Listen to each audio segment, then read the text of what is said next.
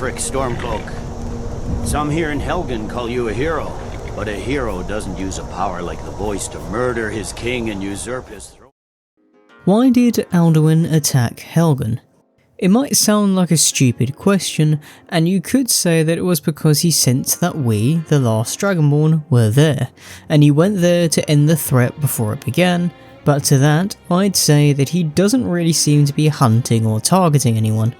At the very least, his radar is off, since he doesn't burn us to a crisp here while he's on the tower, here while we're in the tower, here while we're against the wall with Hadvar, and you know what, I'm going to stop there, I think you get the idea.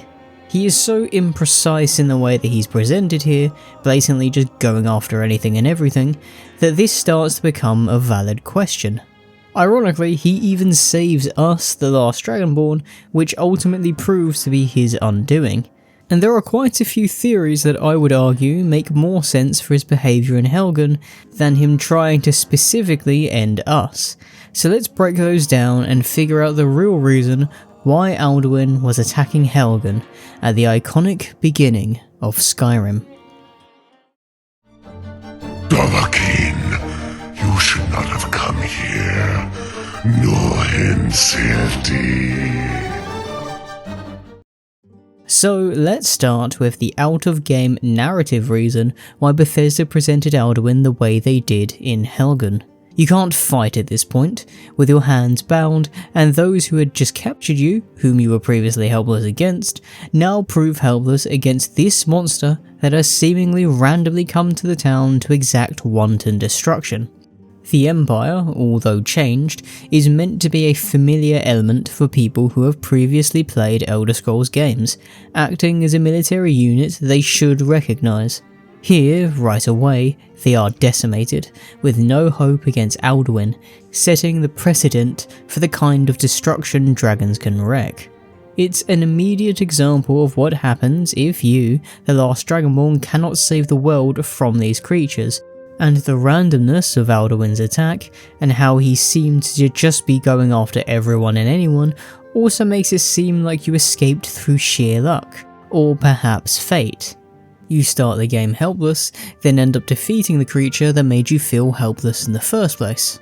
It's an obvious way to make you feel power progression, while setting the goal right from the start. Weirdly, Dragon's Dogma 1 and 2 do this with their dragon, Grigori. Devil May Cry 5 does this with Urizen, and these are all Capcom examples. Let me think of something else. Oh, Clair Obscur Expedition 33 also does this with Renoir. It's a pretty common gaming trope. Now, further on this note, some narrative reasons for Alduin not hunting you specifically could be A. Hide that you are Dragonborn or special in some way for a first playthrough so that it becomes a surprise, and B. Not make Alduin seem incompetent, since that would take away from the beatdown he's currently putting on Helgen. If Alduin was calling after you, trying to eat you specifically, and you managed to escape as if it were a Scooby-Doo sequence while your hands are tied, it wouldn't exactly make him seem like the world-ending threat he's meant to be. Alduin is also the World Eater. He's the one man, or rather one dragon, Ragnarok, and thus, while he has a personality, he's more so treated as a force of nature that somehow needs to be stopped, almost as if it's against the will of the world. The way he just burns through the town, with you seeing him in intervals rather than a chase, reinforces this force of nature villain trope with him, like he's some fiery hurricane smashing through the town. He darkens the sky, sends meteors raining from the clouds and so on, so it does feel like you're in the middle of a chaotic natural disaster. In many ways, it's a brilliant first impression for a being like Alduin, well, at least on paper. A world-ending force of nature, because he gives players a sense of helplessness and chaos, which you would associate with the end of the world. But the problem then becomes when we start doing more of the main quest and learning more about Alduin himself. He's someone with intent that seeks to rule, and thus his introduction raises some questions. Let's look at the usual idea that he's here to burn us to a crisp. It does make sense to explain why he's there in the first place. Given that Alduin can find dragon burial grounds quite easily, it makes sense that he can sense a dragon's soul, and while ours is underdeveloped, he can still probably sense it. The main query here becomes whether he knows enough to think that we're Dragonborn, and he needs to bin us right away, or whether he mistakes us for a dragon being buried beneath Helgen, and he needs to clear the way so he can revive one of his homies. If Miraak's claim that he's the first Dragonborn is true, then Alduin only knows of one Dragonborn, since he was booted through time pretty soon after Miraak was dragged to Apocrypha by Hermaeus Mora. Now if you want to know how a fight between those two chuckle nuggets could have gone, I have this video here, but I think it's unknown at this point whether he truly comprehends if we're a threat to him yet. Miraak failed to confront Alduin, so it's not 100% guaranteed that Alduin really understands what kind of damage a Dragonborn could do to him, and there's also a question of whether Alduin knows there can be more than one Dragonborn, and I don't mean just at a time. If Alduin just came out of his Elder Scrolls induced throw through time, he might not know that it's possible to have other Dragonborns after Miraak, and this could be so soon after his re-emergence that he's only just put 2 and 2 together that he lost the Dragon Wars in the first place. After that, his first thought is to gather some of his old allies to also figure out what's going on and how things ended up the way they were when he arrived in modern day Skyrim. So he goes searching for dragon souls, ends up in Helgen because of our dragon soul, mistaking it for another dragon, and attacks the town. Without the context of Miraak, I think you could argue that Alduin knows about the Dragonborn threat and goes to snuff it out, but with it, things do get a bit more dicey because it's no longer as ambiguous. It also depends on how long it's been since Alduin came out of the Elder Scroll Time Warp. There's not a massive amount of evidence for this because Alduin himself, the only person who could tell us, doesn't give us an answer. If it's pretty soon after he's just re-emerged, then that brings me to another one of my theories. Alduin is simply really pissed off. Nivarin Jur, what have you done? What twisted words have you created? Tarodis Parthenox, my teeth to his neck. If we look at the context in which Alduin was booted through time, he has, theoretically, no way of comprehending what happened until he's had a bit of a look around Skyrim, since the last thing he heard was that he was being banished out of all of our endings, until our last. Hold Alduin on the wing! Sister Hawk, grant us your sacred breath to make this contract heard! Begone, World Eater! By words with older bones than your own, we break your perch on this age and send you out! You are banished! We shout you out from all our endings unto the last!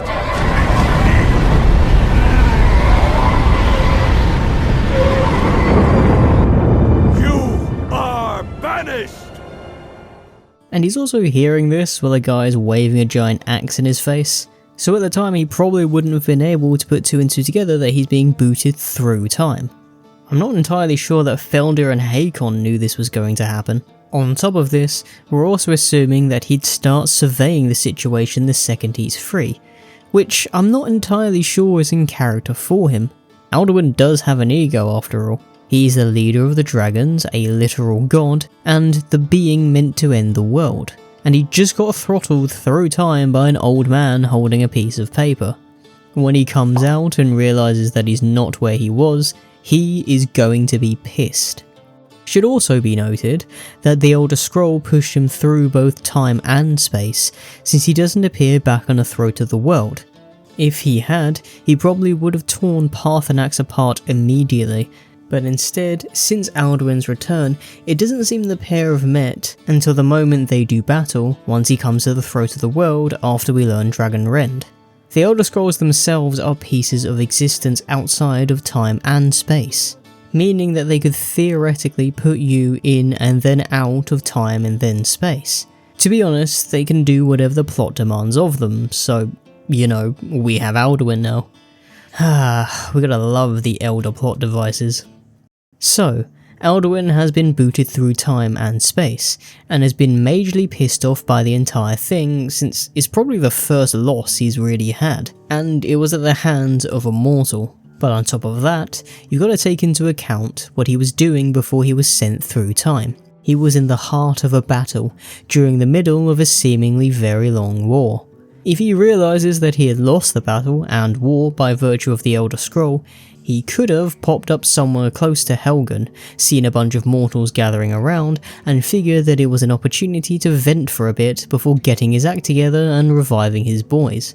Then again, we're assuming he actually put 2 and 2 together right away. With all that an Elder Scroll can theoretically do, which is practically anything, how could Alduin have known, right away anyway, that he had been booted through time? It could have taken him a while to realise, and perhaps, after appearing somewhere near Helgen, he thinks he's been displaced through space only, and still believes the Dragon Wars are going on. So, as he's flying around to get his bearings, he sees a gathering of humans from above, and immediately thinks that they're gathering to launch an assault on his dragons. So he burns the town down. While burning it, he realises something is off. Everyone is wearing different clothes.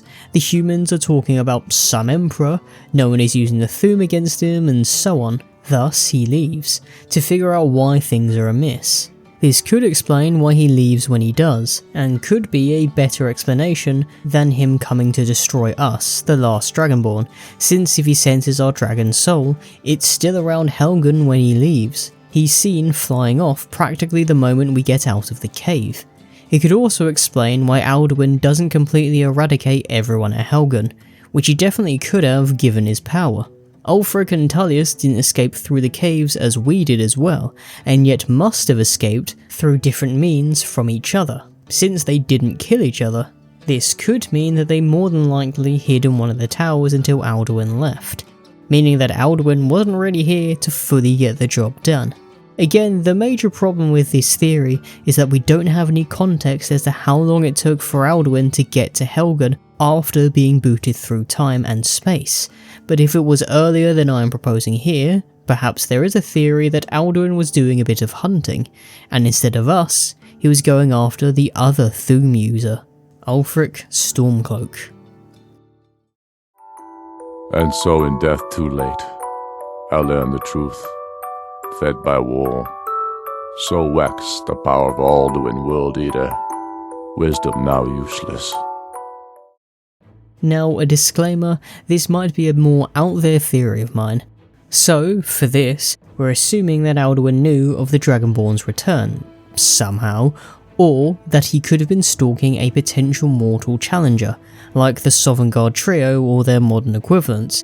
He could have heard the Thu'um and gone to the source, but at this point, we can't use the Thu'um. Do you know who can?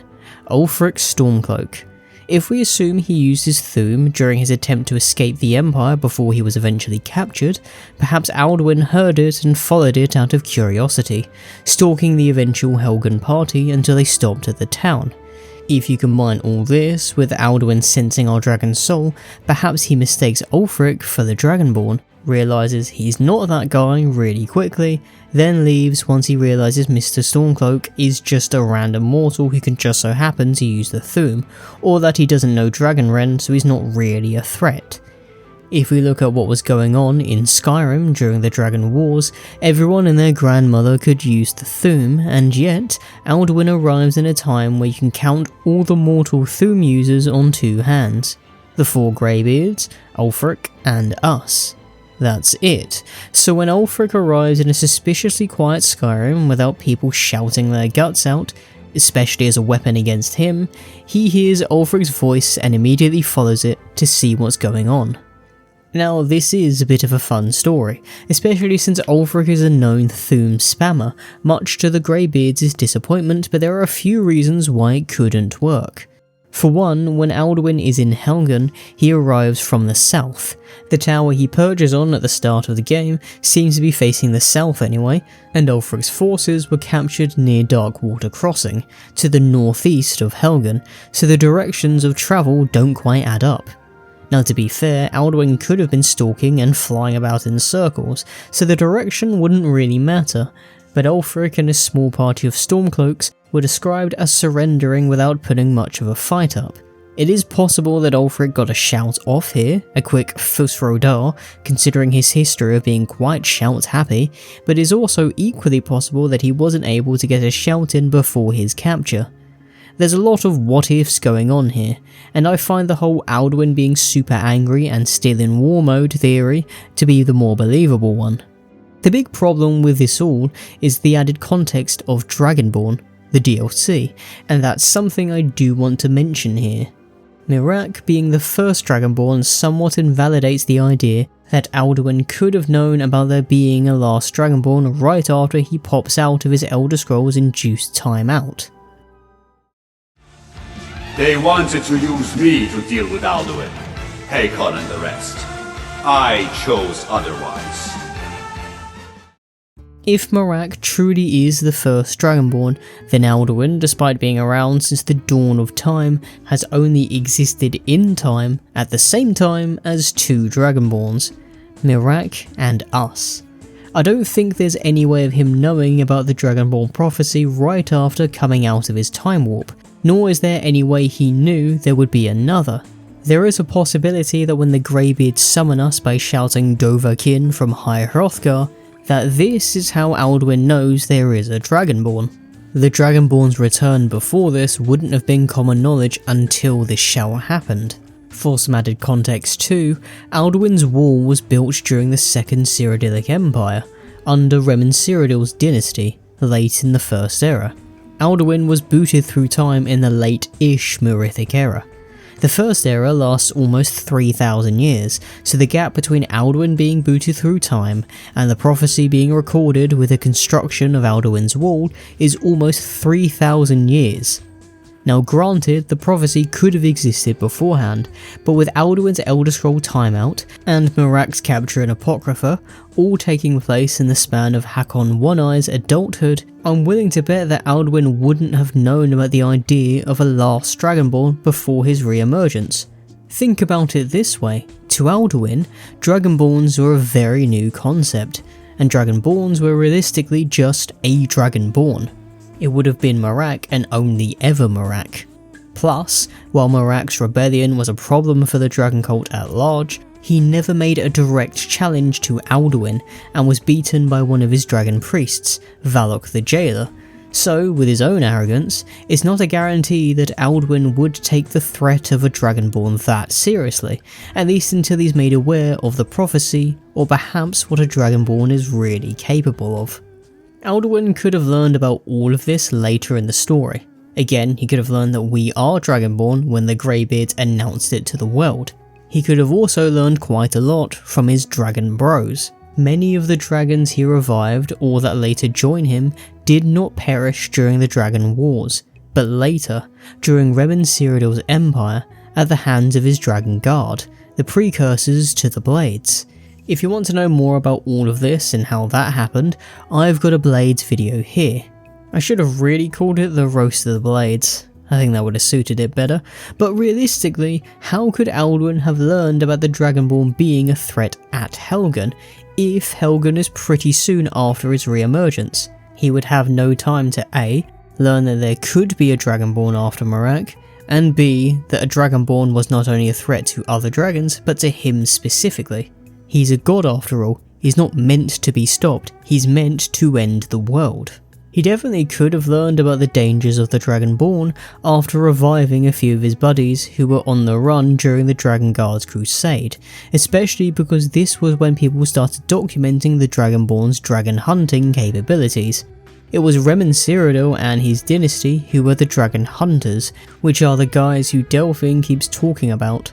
Granted, earlier Dragonborns like Wolfharth could have battled the odd dragon and then did some soul sucking, but again, this is after Alduin. So if Miraak really is the first Dragonborn, and we don't have too much of a reason to believe otherwise, then Alduin can only really comprehend the threat we pose to him after climatizing and learning from his dragon bros.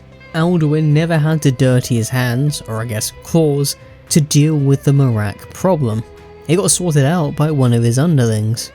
For me, this sort of removes the idea that Alduin came to Helgen to destroy us, since there's no way of him really understanding the threat based on the timeline, provided Helgen happened almost immediately after he came out of his time skip. There's not enough time for him to know that there could be more Dragonborn. But what if this isn't the case? There is a chance that some time has passed between Alduin's re-emergence and him turning up at Helgen. Remember, the Elder Scrolls could have put him literally anywhere. Those things are the ultimate plot device. He could have been plopped in Atmora, the middle of the sea, another province, and so on, and that could have given him some time to figure things out, like how long has passed, where some of his other dragon friends are, and what actually happened to him after fighting the Sovngarde trio. He could have also found some dragons that survived everything between the Dragon Wars and now, like the Western Watchtower guy, Mirmilnir, and then learn from them that there have been other Dragonborns after Miraak and the kind of danger they possess. This way Alduin is more calculating, waiting for the last Dragonborn to come out so that he can deal with us before we're able to become a true threat. We have no way of knowing how long Alduin waited between returning and attacking Helgen, and this affects both his knowledge and his intent. In my opinion though, I'm more inclined to believe he didn't wait all that long, since Helgen very much sounds like the first dragon attack in Skyrim after a long time. But like so many other things in the Elder Scrolls universe, there are more questions than answers. If I were to hedge my bets on a theory, it would be that he's just really mad, and his brain is still in war mode. But if I'm being the most realistic, I think the answer is simply that Todd Howard thought it would look cool. Yeah, that makes the most sense I think. He was right too. This is one iconic intro, although I think Ralof is the one stealing the show, not Alduin. Hey, you. You're finally awake. You were trying to cross the border, right? Walked right into that Imperial ambush, same as us, and that thief over there. Thanks for watching another theory video. Don't worry, we'll get back to some versus videos this time next week. I just haven't decided which matchup to do yet. I was thinking of something like the Hero of Kvarch against Alduin, Pelin or Whitestrake against Indor or Nerevar, or maybe something lower level. Maybe we can put Serana against somebody. Feel free to give me some ideas, and if you have any burning Elder Scrolls questions, like the one that's the topic of this video, mention them in the comments as well. While it's going to take me a long time to get to all of them, I always appreciate your guys' ideas. Even if Bethesda won't release a new game in this series, it still feels like there's unlimited content to work with. This series weirdly gives us a lot to work with. I guess that's why there are so many of us Scrolls YouTubers, even in the big 2027, almost 15 years after Skyrim's release. In the meantime, while we're all waiting for the Elder Scrolls 6, if you enjoyed this video, please do the whole YouTube ritual of liking, commenting and subscribing, and hopefully I'll see you in another video later down the line. And sails fly at half-mast in the